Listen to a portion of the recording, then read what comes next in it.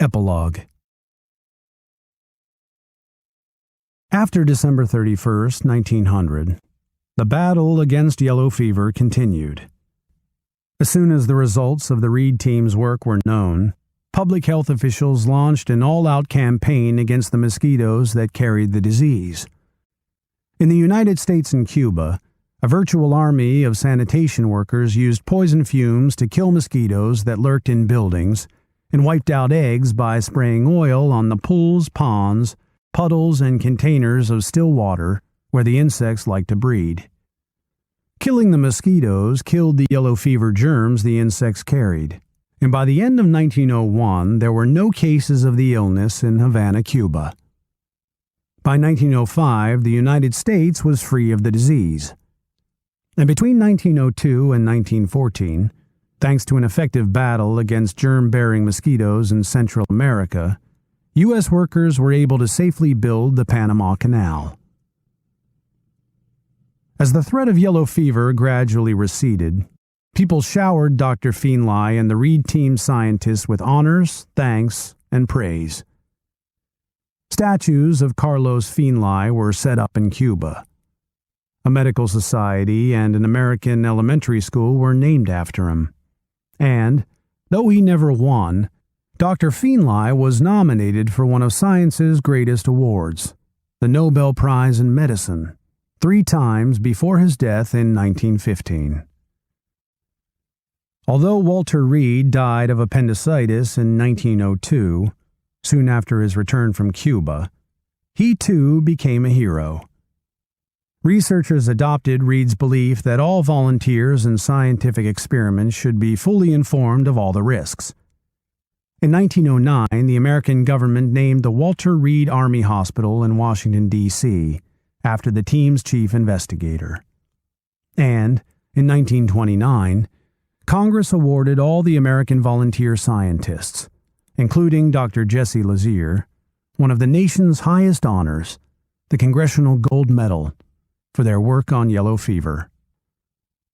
But while people and governments were honoring past work on the illness, 20th century scientists were looking for new ways to fight the terrible disease. Until his death in 1907, Dr. James Carroll continued to search for the yellow fever germ. Although his efforts were unsuccessful, Carroll ultimately came to believe that the disease is caused by a microbe that is much smaller than bacteria. Dr. Aristides Agramonte, who taught bacteriology in both the United States and Cuba before his death in 1931, tended to agree. And by 1927, scientists knew that the disease was produced by a virus, an extremely tiny, extremely simple microorganism that is so much smaller than bacteria it cannot be seen with an ordinary microscope. Once scientists had identified the virus, the next step was to make a vaccine that would prevent people from getting the disease. That, however, proved difficult. Although researchers worked on the problem, progress was slow until scientists discovered 2 facts that the Reed team had not known. In the late 1920s and early 1930s, researchers learned that some types of monkeys could actually get yellow fever, and that, under special conditions, the virus could sometimes be grown inside the bodies of ordinary white laboratory mice. Using animals made experimental work much easier, and, finally, in 1936, Dr. Max Tyler developed a vaccine that safely kept humans from getting the disease. Research also continued on other fronts, and during the 20th century, scientists answered many of the questions about the cause and spread of yellow fever that had puzzled earlier investigators.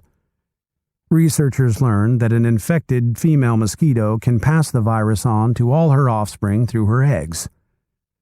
They found that the yellow fever virus actually enters every cell of an infected mosquito's body. And they discovered that a female mosquito transmits the disease by dripping infected saliva into the wound while she is sucking blood. Additional investigation uncovered more facts, and scientists soon realized that a mosquito must bite a yellow fever patient in the first 3 days of the illness in order to pick up the infection. They also learned that the virus may have to remain in the insect's body for as much as 17 days before the bug can infect a person with the disease. To scientists, this information was particularly interesting because it explained why some of the Reed team's volunteers did not come down with yellow fever after being bitten. In some cases, it was clear that the team's mosquitoes weren't carrying the germ because they hadn't bitten yellow fever victims during the crucial 3-day infectious period at the beginning of the illness. In other instances, volunteers did not get sick because the germ was not allowed to stay inside the host mosquito long enough.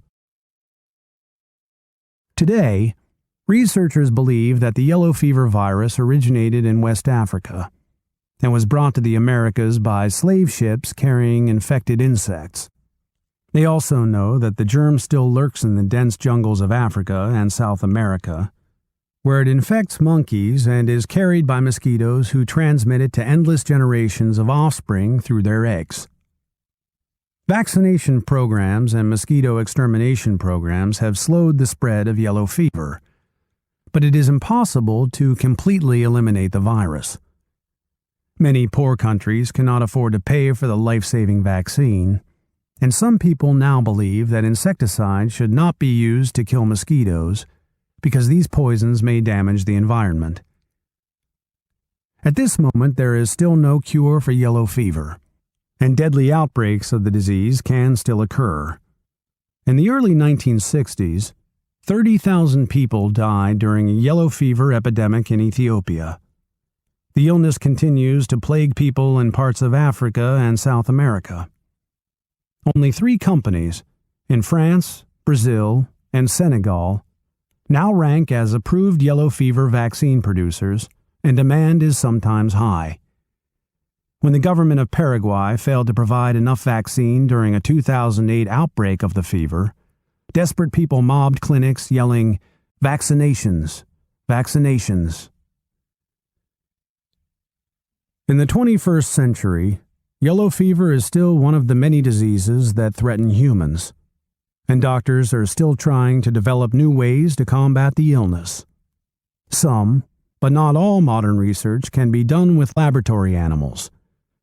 For that reason, in countries around the world, many scientists and many ordinary people, like those who worked with Reed, are now knowingly risking possible illness, injury, or even death in order to voluntarily participate in experiments that test new vaccines, new treatments, new medical techniques, and new drugs that may one day benefit humanity. The end. You've been listening to The Secret of the Yellow Death, a true story of medical sleuthing, by Suzanne Germain, narrated by Brian Hutchinson and directed by Robert Pear. This book is copyrighted 2009 by Suzanne Germain. This recording is copyrighted 2010 by Recorded Books. You'll find a wide selection of titles in the Recorded Books catalog, including bestsellers, mysteries, classics, histories, and more. Call us toll-free or log on to recordedbooks.com to learn about our latest releases and special offers, order another recorded book, or to read author interviews and narrator profiles. Don't forget to ask about easy 30-day rentals by mail. And thank you for being a Recorded Books reader.